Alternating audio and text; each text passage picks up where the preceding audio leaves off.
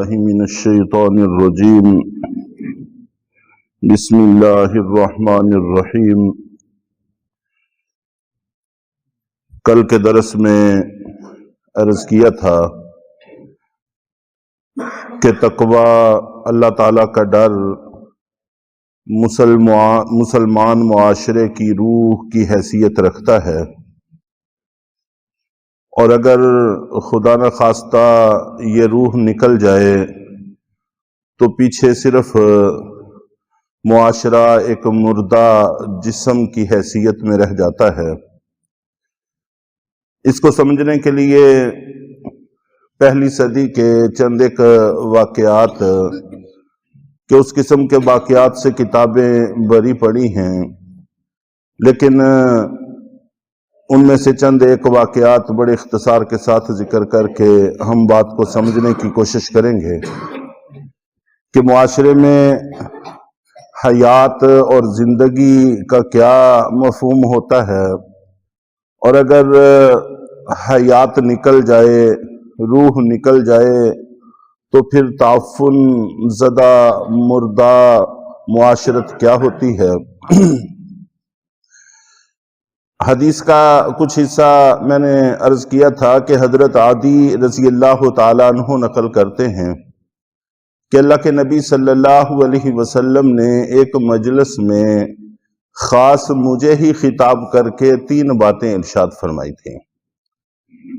آپ نے فرمایا کہ اگر میرے بعد زندہ رہے تو تم اپنی آنکھوں سے دیکھو گے کہ یمن سے ایک تنہا عورت حج کی نیت سے چلے گی،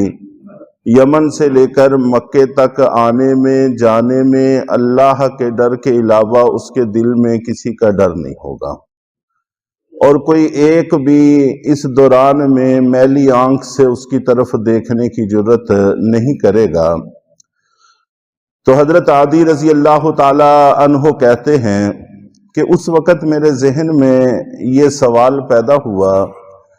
کہ میرا قبیلہ بھی راستے میں پڑتا ہے، ہمارے قبیلے کے جوانوں کا ذریعہ معاش ہی ڈکیٹی ہے، لوٹ مار ہے، تو وہ اس کو کیسے جانے دیں گے؟ لیکن سوال کرنے کی ہمت نہ ہوئی، اور پھر کچھ ہی وقت گزرا کہ میری اپنی آنکھوں نے اس منظر کا مشاہدہ کیا۔ میں نے خود اس عورت کو دیکھا ہے جو یمن سے تنہا آئی تھی، حج بیت اللہ کیا تھا اور بڑی حفاظت کے ساتھ اپنے گھر واپس چلی گئی تھی، اور کوئی بھی اس کی طرف میلی آنکھ سے دیکھنے والا نہیں تھا۔ تو امن اور تحفظ اگر چاہتے ہیں تو اللہ کا ڈر اور تقوی دل میں لانا بڑا ضروری ہے، اس کے بغیر عزت آبرو کو تحفظ نہیں مل سکتا۔ اور دوسری بات آپ نے ارشاد فرمائی کہ عدی اگر تم میرے بعد زندہ رہے تو تم دیکھو گے کہ کسریٰ کے خزانے سمٹ کر تمہارے قدموں میں آئیں گے۔ تو حضرت عدی رضی اللہ تعالیٰ عنہ کہتے ہیں کہ میرے لیے یہ اتنی اچنبھے کی بات تھی کہ اب میں سوال کرنے سے نہیں رہ سکا۔ میں نے عرض کیا کہ اللہ کے رسول، آپ اس کسریٰ کی بات کر رہے ہیں جو ہرمز کا بیٹا ہے؟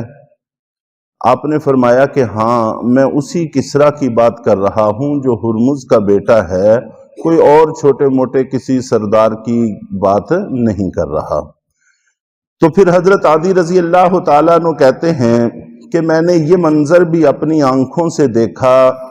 نہ صرف یہ کہ میں نے وہاں سے فتح ہو کر خزانے مدینہ منورہ آتے دیکھے ہیں، بلکہ میں خود اس فتح میں شریک تھا اور ان خزائن کو مدینہ منورہ لانے والوں میں شامل تھا۔ اور پھر وہ منظر بھی دنیا کے سامنے ہے کہ حضرت امیر المومنین رضی اللہ تعالی عنہ اس خزانوں کا چکر لگا رہے ہیں، اور کبھی کسی گٹھڑی کو دیکھتے ہیں، کبھی کسی بکس کو دیکھتے ہیں، تو جیسے کسی چیز کی تلاش میں ہوں۔ 3 دن تک مسلسل آپ کسی چیز کی تلاش میں رہے، لیکن وہ ملی نہیں، اور چہرے پر پریشانی کے آثار تھے۔ حضرت عبد الرحمن ابن عوف رضی اللہ تعالی عنہ نے پوچھا کہ امیر المومنین کس چیز کی تلاش ہے؟ تو پھر آپ نے فرمایا کہ کسریٰ کے کنگنوں کی تلاش ہے، اللہ کے نبی صلی اللہ علیہ وسلم نے ذکر کیا تھا کہ وہ آئیں گے لیکن وہ مجھے کہیں نظر نہیں آ رہے۔ تو اتنے میں ایک سپاہی کنگن لے کر آیا اور آ کر امیر المومنین کے ہاتھ میں دیے اور عرض کیا کہ حضرت میں راستے میں بیمار ہو گیا تھا، اس لیے مجھے کسی جگہ ٹھہرنا پڑ گیا تو کچھ تاخیر ہو گئی، تو یہ کسرا کے کنگن ہے، اور لا کے ان کے سامنے قدموں میں ڈال دیے۔ تو حضرت عبد الرحمن ابن عوف رضی اللہ تعالی عنہ نے کہا کہ جس قوم کے امیر آپ جیسے ہوں ان کے سپاہی ایسے ہی ہوتے ہیں۔ تو اس پر امیر المومنین رونے لگے اور فرمایا کہ نہیں، جس قوم کے سپاہی ایسے ہوتے ہیں اس قوم کے امیر ایسے بنتے ہیں۔ تو مقصد یہ تھا کہ ایک سپاہی سے لے کر امیر المومنین تک، اور راستے میں کسرا سے لے کر مدینہ منورہ سفر کرنے تک، کسی کے ذہن کے اندر یہ تصور بھی نہیں تھا کہ اتنی قیمتی چیز جس کی مشرق و مغرب تک شہرت تھی، اس وقت حالانکہ رابطے کا اتنا مضبوط نظام نہیں تھا، لیکن اس کے کنگنوں کی مشرق و مغرب تک شہرت تھی، تو پتہ نہیں کیا کیا جواہرات اور ہیرے اس میں جڑے ہوئے ہوں گے، کتنی وہ مالیت کا ہوگا،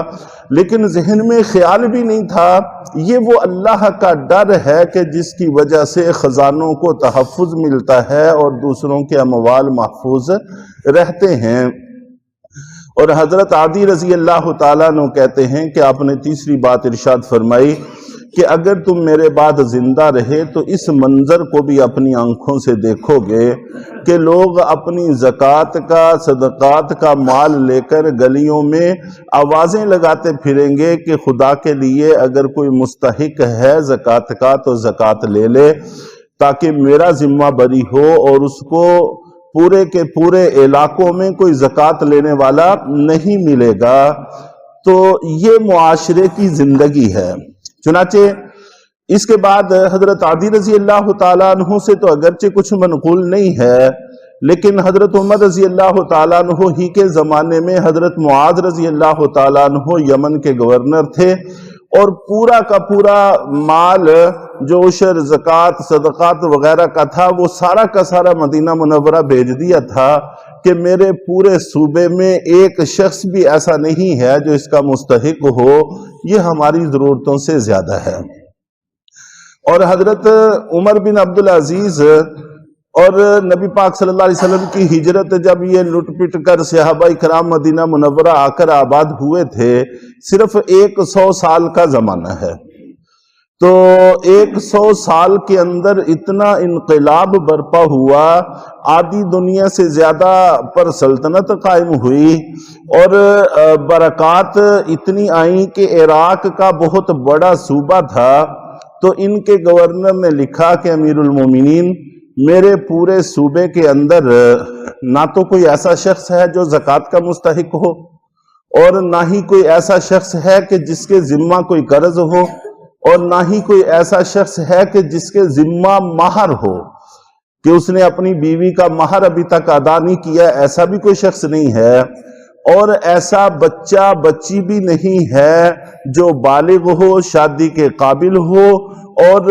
صرف اس وجہ سے بیٹھا ہوا ہو کہ کچھ آمدن آتی ہے تو شادی کرتے ہیں، ایسا بھی کوئی نہ بچہ ہے نہ بچی ہے۔ تو یہ ہمارا مال ہماری ضرورتوں سے زیادہ ہے، آپ اس کو کسی اور مصرف میں استعمال کر لیں۔ تو یہ برکات آتی ہیں۔ اگر گھر میں جاتے ہیں تو گھر میں بیٹی کہتی ہے کہ دودھ میں پانی نہیں ملا سکتے، اس لیے کہ اللہ دیکھ رہے ہیں۔ اگر چرواہے کو کہتے ہیں کہ بکری دے دو، قیمت لے لو، مالک کو کیا پتہ چلے گا، تو وہ کہتا ہے کہ اللہ تو دیکھ رہا ہے، اس سے کیسے اس معاملے کو چھپائیں گے۔ اگر ایک آدمی اپنے انار کے باغ میں جاتا ہے، مالک کو کہتا ہے کوئی میٹھا انار نچوڑ کے لا دو، وہ لاتا ہے تو وہ کھٹا اور ترش ہوتا ہے، تو مالک ناراض ہو کر کہتا ہے کہ تمہیں ابھی تک یہ بھی پہچان نہیں ہوئی کہ میٹھا انار کیسا ہوتا ہے اور کھٹا انار کیسا ہوتا ہے۔ تو وہ کہتے ہیں کہ میری ذمہ داری اس کی حفاظت کی تھی، تو میں نے آج تک اس میں سے کوئی انار چکھا ہی نہیں ہے۔ اور امیر المومنین سے کہا جاتا ہے کہ تم خزانوں کے مالک ہو، 1 دینار کے انگور نہیں لے سکتے، تو وہ کہتے ہیں کہ وہ آگ کے انگارے ہیں جس کو تم دینار کہہ رہے ہو۔ تو جب امیر المومنین سے لے کر ہر طبقہ ہائے زندگی سے تعلق رکھنے والے ایسے لوگوں پر مشتمل معاشرہ ہوتا ہے، یہ معاشرے کی زندگی ہے اور یہ تقوی کی بنیاد ہے۔ جب یہ نکل جاتا ہے تو پھر وہ کچھ ہوتا ہے جس کا ہمیں سامنا ہے۔ اللہ تعالی ہمیں وہ روح واپس لانے کی توفیق بخشے اور اسی حیات والے زندگی والی معاشرت اختیار کرنے کی توفیق بخشے۔